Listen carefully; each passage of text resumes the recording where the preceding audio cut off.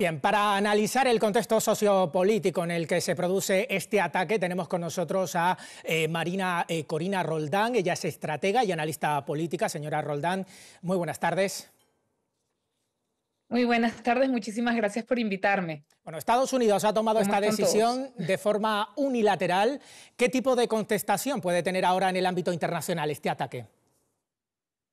Mira, aquí hay varias variables que tenemos que tener en consideración. Una, la variable que básicamente se basa en lo que viene siendo el derecho internacional.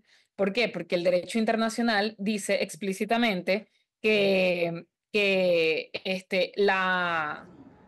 disculpen ya, porque aquí me están entrando muchas llamadas, pero bueno, ahora sí.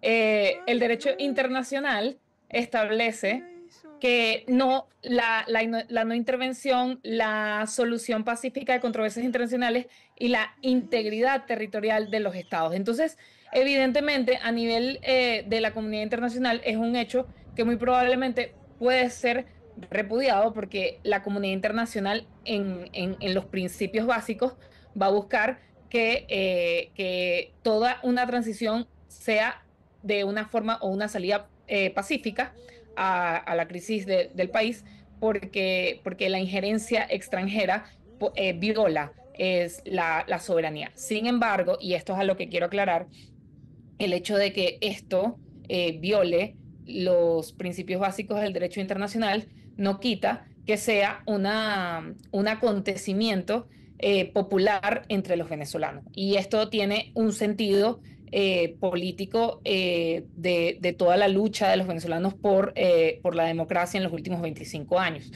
En Venezuela se han intentado todas las estrategias políticas todas las estrategias políticas que se tienen que realizar para poder lograr una transición a la democracia. Entre ellas se ha hecho lo que es la fórmula básica para lograr una transición, que es el apoyo de la comunidad internacional, que lo hemos tenido en distintos periodos de lo que viene siendo la lucha democrática, la protesta de la sociedad civil pacífica, que también la hemos tenido en muchos periodos de los últimos 25 años, y el último ítem de esa fórmula para poder generar una transición a la democracia es precisamente el quiebre del bando autoritario. Ahora, aquí hay un punto demasiado importante que quiero traer a la mesa. Porque si bien ahorita hay dentro de la comunidad venezolana, tanto la que se encuentra exiliada como la que se encuentra en Venezuela, incertidumbre, pero también puede haber cierta alegría, hay que considerar que el régimen no es monolítico, es decir, no es de una sola cabeza, no es que ahora que cae Maduro, ahora sí las cosas van a cambiar, porque hay demasiadas fuerzas que han hecho cohesión y que en efecto forman el poder en Venezuela. ¿Y qué quiero decir con esto? Que si bien Maduro no está, como Chávez en su momento dejó de estar, van a haber otros. Entonces, ahora la constitución venezolana establece que tendría que asumir el presidente de la Asamblea Nacional, porque si bien todo el mundo está pensando que la que tiene que asumir es Delcy Rodríguez, lo cierto es que eso sería si el periodo presidencial ya estuviese en más de la mitad del periodo. Pero según la Constitución tiene que asumir Jorge Rodríguez, que es el presidente de la Asamblea Nacional. Y eso es, ambos pertenecen al régimen o son unos factores políticos muy importantes dentro del régimen chavista. Luego, también tenemos que considerar que hay otro factor que es el factor de Diosdado Cabello. Diosdado Cabello es considerado el segundo al mando en el chavismo, es el presidente del Partido Socialista Unido de Venezuela, y a diferencia de Padrino López, que es el ministro de la Defensa, él sí salió en televisión, en las calles, con distintas fuerzas de seguridad, eh, vamos a decir, arropándolo en una imagen que además él tenía puesto la bandera de guerra-muerte dentro del chaleco o sea, encima del chaleco antibalas, a diferencia del ministro de Defensa que apareció en una locución completamente solo.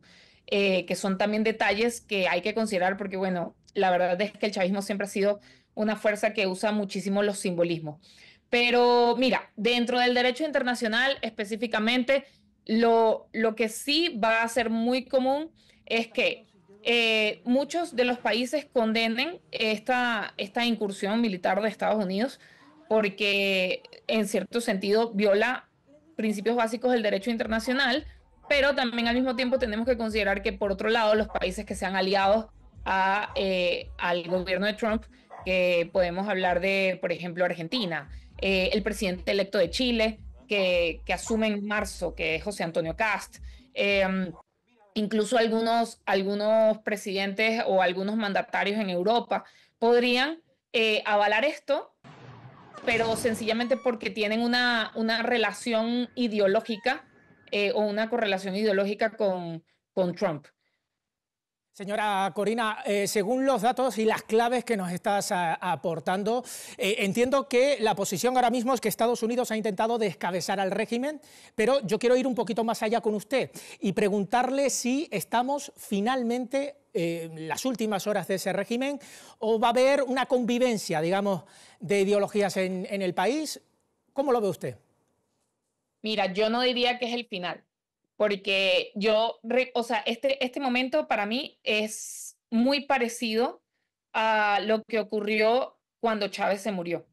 ¿Por qué? Porque cuando Chávez se murió, incluso los mismos chavistas pensaban que ya definitivamente era el fin del chavismo, que ir a elecciones era sencillamente despedirse del poder de alguna forma. Y la verdad es que no fue así.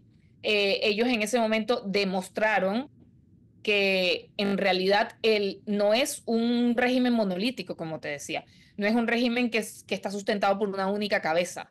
En realidad tiene muchas cabezas que pueden asumir cuando deje de estar alguna. Y eso además se ha visto a lo largo de, de toda esta historia del chavismo, porque por eso es que expliqué la fórmula que se utiliza en la ciencia política para tumbar un autoritarismo o para acabar con un autoritarismo. Necesitas efectivamente el apoyo de la comunidad internacional, necesitas la protesta pacífica de la sociedad civil y necesitas un quiebre interno del bando autoritario. Ahora, ¿qué va con ese quiebre interno del bando autoritario?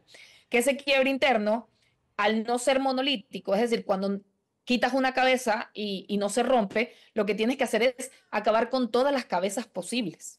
Y esto es lo que no termina de ocurrir. Ya en el pasado no solo ocurrió la muerte de Chávez, también tuvimos la disidencia de Luis Ortega Díaz, que fue fiscal general de la República, que también de alguna u otra forma cayó, tuvo que tuvo que huir de Venezuela, porque hubo mucha persecución hacia ella después de que en efecto pues trató de generar algún tipo de quiebre desde la Fiscalía General de la República.